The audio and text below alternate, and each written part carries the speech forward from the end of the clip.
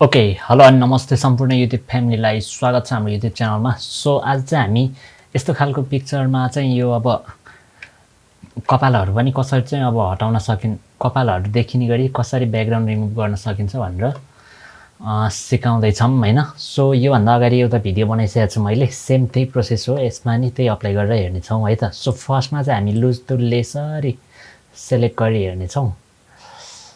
Okay ल काटसम्म हान्दिम हैन यसरी। ओके यसो गर्ने छौं अनि तपाईको यसमा सेलेक्ट एन्ड मार्क्स देखाएको हुन्छ। सो त्यसमा चाहिँ हामीले क्लिक गर्ने छौं अनि यो क्लिक छ कि छैन हजुरहरुको हेर्नु होला हैन। यसरी यो छ भने चाहिँ यसलाई अनचेक गर्नु होला अनि त्यसपछि कस्टमको ठाउँमा डिफल्ट हाल्नु होला हैन।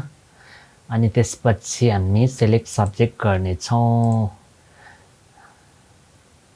अनि त्यसपछि रिफाइन हेयर गर्ने छौं हैन। अनि त्यसरी हेयरहरु पनि सबै देखिन्छ।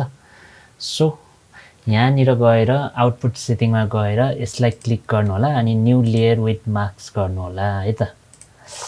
New layer with layer marks गर्नु होला अनि ओके गर्नुहोस् है त। यति गरिसकेपछि चाहिँ हजुरहरुले उयसमा गएर हैन ग्रेडियन्ट टुलमा गएर अनि त्यसपछि चाहिँ हामी ग्रेडियन्टमा गएर कलर चुज गर्नुपर्ने हुन्छ है त। यसमा चाहिँ ब्ल्याक एन्ड व्हाइट लिने हुन्छ है। यसमा लिएर यसो गरौँ। ओके यसमा भन्दा नि यहाँबाट चाहिँ ब्ल्याक सेलेक्ट गरौँ सबै। सो यसलाई चाहिँ तल ल्याइदिउँ है त यो आइको। ओके यसरी यो ग्रेडियन्ट टुललाई माथि लगायो भने त तलको सबै ब्ल्याक भयो नि त। सो देखिदैन। यसो अहिलेको फोटोको माथि ल्याइसकेपछि यसरी सिलेक्ट भयो। सो हामीले चाहिँ यो दुईटैलाई अफ गर्यौं, यसलाई माथि गर्यौं भने यस्तो थियो।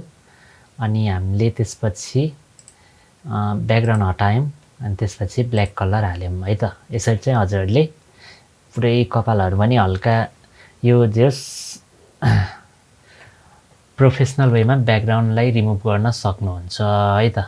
यसरी हजुरहरुले अरु पनि ब्याकग्राउन्ड राख्न सक्नुहुन्छ। सो अब यसमा हामीले अरु कुनै ब्याकग्राउन्ड राख्न चाहन्छौं भने चाहिँ सो मसँग ब्याकग्राउन्ड त छैन होला। सो कुन चाहिँ राख्नु त यही राखिरौँ है त।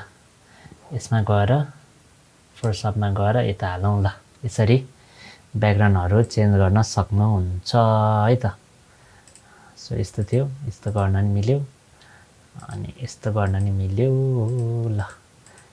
यसरी हजुरहरुले फोटोशपबाट मजाले ब्याकग्राउन्ड रिमुभ गर्न सक्नुहुन्छ। सो यस्तै भिडियोहरु पनि हेर्न चाहनुहुन्छ भने हाम्रो च्यानललाई सब्स्क्राइब अनि फलो गर्न चाहिँ नभुल्नु होला। सो लाइक कमेन्ट गर्न पनि नभुल्नु होला। कुनै प्रब्लम भयो भने कमेन्ट गरेर हामीलाई जानकारी दिनु होला भन्दै नयाँ भिडियोमा फेरि भेट्ने छौं। So photography and camera tutorial नेपाललाई साथ सहयोग गर्नु होला। सो सब्स्क्राइब पनि गरिदिनु होला भन्दै बाइ बाइ भन्न चाहन्छौं। So bye bye everyone, bye bye guys.